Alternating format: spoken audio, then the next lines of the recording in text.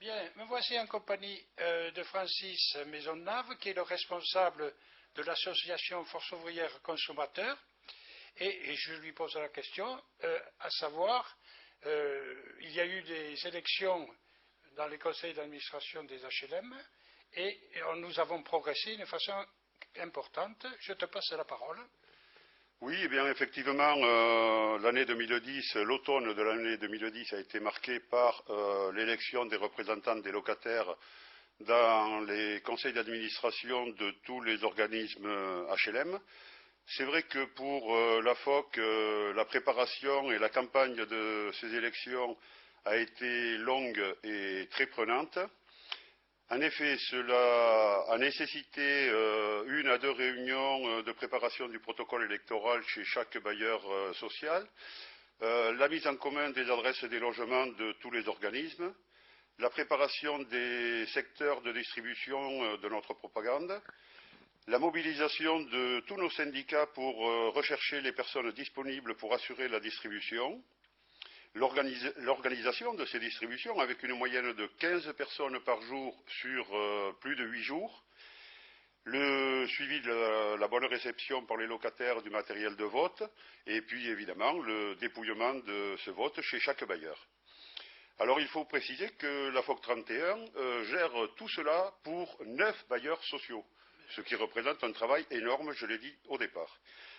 Pour ce qui concerne les résultats de ces élections, nous pouvons constater que la FOC 31 passe de 17,5% aux élections de 2006 à plus de 21% en 2006, soit une progression de plus de 3,5%, ce qui, je pense, est honorable. La FOC obtient un élu chez 6 bailleurs de la Haute-Garonne, à savoir Laurent Chazan à l'OPH 31, Marie-Christine Abadi à Patrimoine, Thierry Vessade à Colomiers Habitat, Robert Cabeza à la Cité Jardin, Alain Toulouse à Promologie et Alain Chenel à Habitat Toulouse. La FOC 31 siège en plus dans le conseil de concertation locative chez les 9 bailleurs pour lesquels nous avons organisé les élections. Bien, eh bien, très bien. Bien, nous venons de parler des élections, mais en dehors des élections, il y a eu une activité donc au cours de l'année de la FOC, et je vais passer la parole à Francis Maisonnave pour qu'il nous fasse un compte rendu d'activité de l'association. Oui, eh bien, effectivement, en dehors de tout ce qui est représentation au niveau des HLM, l'activité de la FOC, c'est aussi la défense des consommateurs, donc la prise en charge par les bénévoles de la FOC de tous les problèmes que peuvent rencontrer nos adhérents dans le système de consommation actuel. Pour l'année 2010, ça représente un nombre d'heures d'ouverture de nos bureaux aux adhérents de l'ordre de 674 heures pour l'année, réparties entre 6 bénévoles sur 134 jours dans l'année. Nous avons répondu à plus de 600 appels téléphoniques ou mails demandant des renseignements ou exposant leurs problèmes. Et nous avons reçu 238 personnes qui sont venues nous exposer les problèmes qu'ils rencontraient.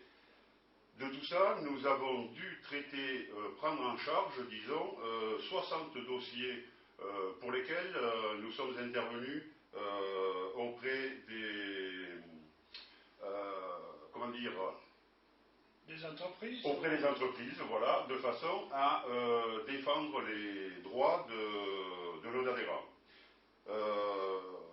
Donc les bénévoles de la FOC ont en plus de cela participé à plus de 200 réunions liées à l'association, parmi lesquelles 21 réunions de la commission de surendettement et 25 réunions relatives aux HLM. Sur les dossiers que nous avons dû traiter, nous pouvons constater une certaine baisse des litiges en matière de télécommunications, puisque en 2009, ces litiges étaient de l'ordre de 28% des litiges que nous avons traités. ils ne sont plus que d'un peu plus de 3% en 2010. Au niveau des télécommunications, cela va beaucoup mieux. Par contre, nous avons beaucoup de litiges en matière de logement, puisque cela représente plus de 33% de notre activité. Nous avons aussi de plus en plus de problèmes à régler avec les secteurs financiers, banques ou assurances, avec plus de 13% des dossiers que nous avons traités. Et l'augmentation la plus importante en 2010, c'est l'augmentation des dossiers liés aux services, avec plus de 26% de ces dossiers. Bien, je vois que vous avez une activité importante et j'ai une question à te poser concernant Internet. Est-ce que ça pose des problèmes au niveau des ventes par Internet? Les ventes par Internet sont régies par les règles de la vente à distance et je vais répondre de deux façons à cette question. La première réponse que je ferai, c'est que ces ventes sur Internet ne posent aucun problème si on s'adresse à une entreprise française dont le site Internet est en France. Là, c'est la réglementation française qui s'applique à plein. Et nous arrivons à, lorsqu'il y a un litige, ce qui est relativement rare, nous arrivons à le solutionner assez facilement. Par contre, lorsque l'entreprise est une entreprise étrangère sur un site qui n'est pas basé sur le territoire national, alors la réglementation française ne s'applique pas obligatoirement. C'est là la réglementation internationale. Et à ce moment-là, nous avons d'énormes difficultés à faire valoir les droits de nos adhérents dans ces conditions-là. Donc, sur Internet, faites très attention au site sur lequel vous allez commander. Bien, je te remercie, Francis, de toutes ces informations.